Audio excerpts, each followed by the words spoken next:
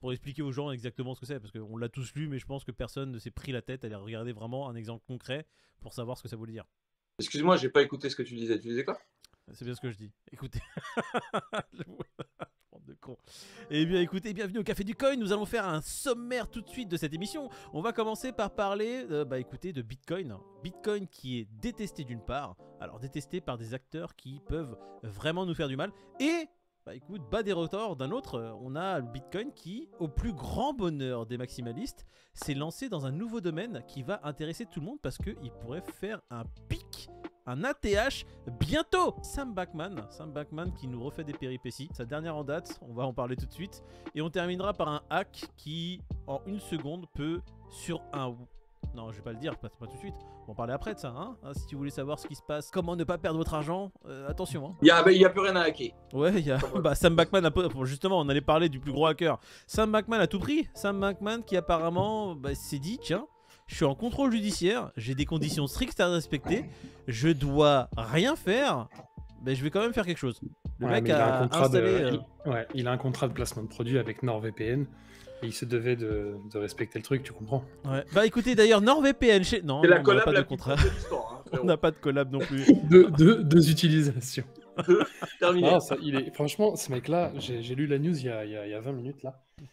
Il commence vraiment à m'agacer parce qu'en fait, il s'en fout, quoi. On va quand même expliquer que apparemment, hein, il a utilisé le VPN pour le Super Bowl. On ne sait pas si c'est vraiment pour ça. Il aurait pu utiliser les dates du Super Bowl pour faire autre chose à côté, communiquer avec des personnes avec lesquelles il ne devrait pas. Bon, écoute, David, fais-nous un résumé, s'il te plaît. C'est ça. On en a parlé le 29 janvier déjà. Il y a eu utilisation de VPN. On lui a dit, frérot, tu nous as lâché 250 millions pour sortir. Voilà, tiens-toi à carreau. Et puis là, c'est pas le con, quoi.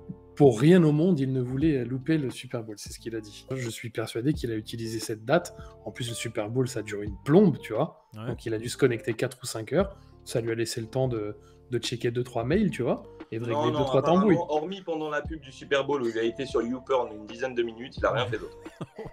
Est-ce qu'on peut lui en vouloir? Non, mais moi, c'est ce truc, comme tu dis, Moïd, tu sais, les gens qui se font passer pour fous. White privilege.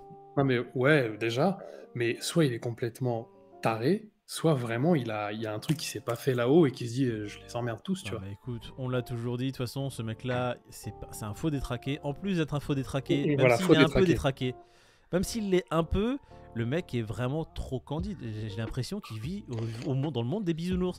Je dois aller en prison normalement à vie. J'ai volé plus que personne n'a volé, je suis au même niveau que Madoff. Non, écoute, tu sais quoi, contrôle judiciaire? C'est pas grave, c'est rien, tout le monde en a tous les jours, on peut faire ce qu'on veut. Non, attends, à un moment donné, il doit vraiment avoir des sanctions, ce mec. Non, mais là, on devrait être tranquille, il a promis de plus utiliser de VPN, donc... Ah, il a promis. Moi, je me sens rassuré d'un coup, je me dis que voilà, normalement, on est bon, là. Ouais. C'est bon. Parce que ce qui est étonnant, c'est qu'il soit aussi con et qu'on l'ait pas vu venir. Moi, c'est ça qui me choque, c'est que le mec, on le prenait pour un mécène, un putain de génie, alors qu'il fait connerie sur connerie. Moi, j'espère que dans quelques années, son entourage proche va parler, que ce soit au sein d'FTX à l'ancienne ou dans son entourage proche, et qu'on apprenne que le mec c'est un autiste, quoi, parce qu'il y a quelque chose qui va pas là dans l'équation. Bon, écoute, on va passer à autre chose, parler de choses beaucoup plus intéressantes comme le Bitcoin. On est tous là pour la tech dans la blockchain. On sait très bien, on est tous là pour que le Bitcoin fasse 1 million et qu'on devienne multimillionnaire. Allez, Bitcoin qui est l'ennemi juré du coup de la Banque Centrale Européenne, parce que quoi? Des nouvelles restrictions. C'est marrant parce que ça me rappelle nos premières vidéos où la Banque Centrale Européenne disait que le Bitcoin c'était insignifiant et qu'ils s'en foutaient. Mais s'ils s'en foutent, ils s'en foutent beaucoup. Hein. Imagine s'ils s'en foutaient pas. Non, mais là, je sais pas du tout, mais là, tu t'imagines, ouais, comme tu dis, s'ils s'en foutaient pas, je pense que toutes les secondes, on aurait des news sur le Bitcoin. C'est Lagarde qui serait directement, tu vois, sur un pupitre. Bitcoin. Non, attendez les gars, si vous en foutez, en tout cas, s'il y a bien une entité qui veut vraiment couler ça, c'est bien la Banque Centrale. Quand tu vois ce qu'ils veulent faire de la technologie blockchain, tu te doutes bien que Bitcoin, c'est à l'encontre de tout ça, quoi. Ce qu'ils veulent mettre en place, apparemment, c'est imposer une pondération de risque maximale de 1250%. Qu'est-ce que veut dire ce charabia? Eh bien, on va vous expliquer très simplement. Une pondération de risque maximale de 1250%, en termes simples, si la banque veut avoir 10 000 euros de crypto-monnaie, elle doit avoir dans ses coffres, pour backer les 10 000 euros de crypto-monnaie qu'elle achète, 125 000 euros en backage qu'elle ne peut pas utiliser, qu'elle ne peut pas toucher. Et au-delà de ça, je crois qu'elle n'a pas le droit de dépasser 1% de ses fonds. Qu'est-ce que ça va faire concrètement, ça? Moi, c'est mon avis.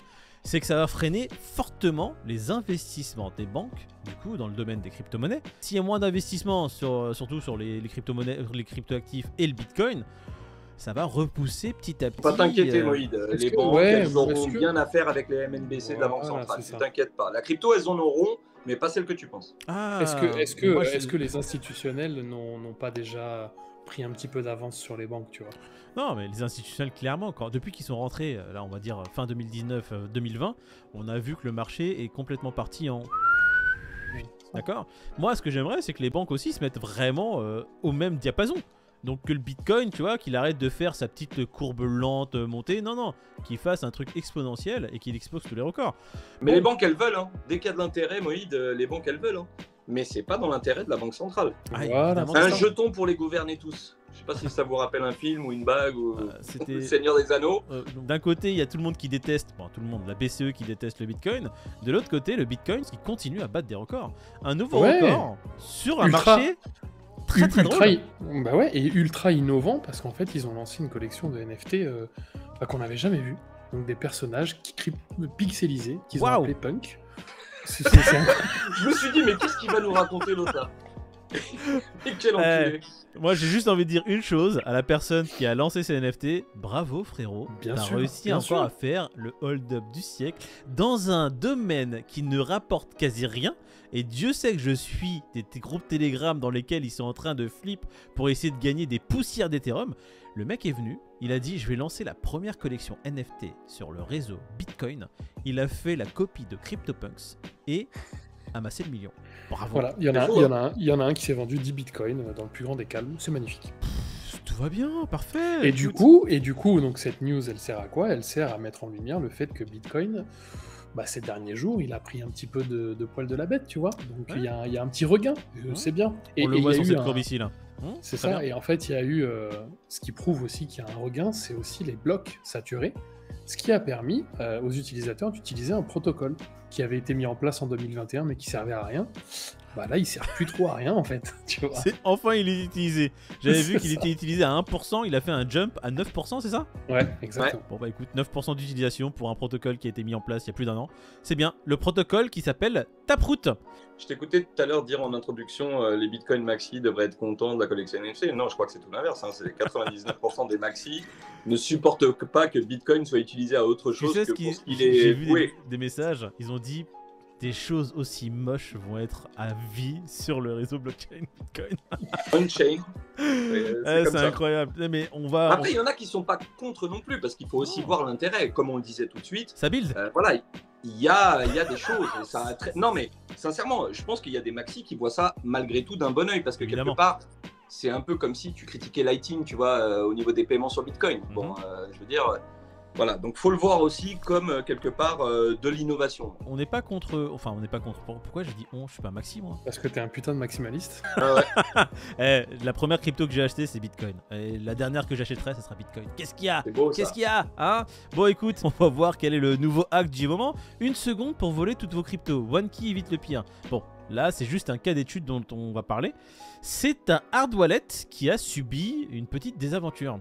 Et ouais, donc c'est comme une clé Ledger qu'on peut hacker, donc forcément ça fait flipper. En 1 seconde, je vais juste réexpliquer le processus.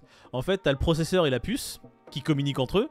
Les communications sont censées être dans tout le hardware wallet crypté, sauf que les communications entre le processeur et la puce ne le sont pas. Et le hack, sont interceptées, quoi. C'est ça. Le mec qui veut faire le hack, il a juste à prendre, il a besoin de la clé comme tu dis David.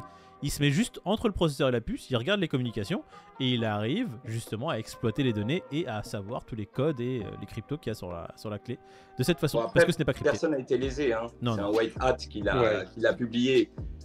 Il a fait donc une chaîne, il a fait une vidéo YouTube sur laquelle il expliquait comment ça s'était passé. Bien entendu, avant, il avait contacté donc la boîte pour qu'il corrige cette faille. Donc ça a été fait en bonne intelligence, tu vois, avant que la vidéo soit sur les réseaux. La faille était déjà, il y avait déjà une correction, il n'y a personne qui a été lésé, mais c'est des choses qui peuvent arriver malheureusement. Tant que les choses sont corrigées en temps et en heure et qu'il n'y a pas de problème derrière, bon, j'ai envie de te dire, ils ont quand même pris un petit billet parce que c'est du bug bounty et ils le méritent amplement. Oh là là, mais le marché est vert. foncez les gars. Il est vert bouteille. Ah ouais, on vient de passer à 24 000. On vient de passer à 24 007. L'Ethereum qui remonte à 1642 $.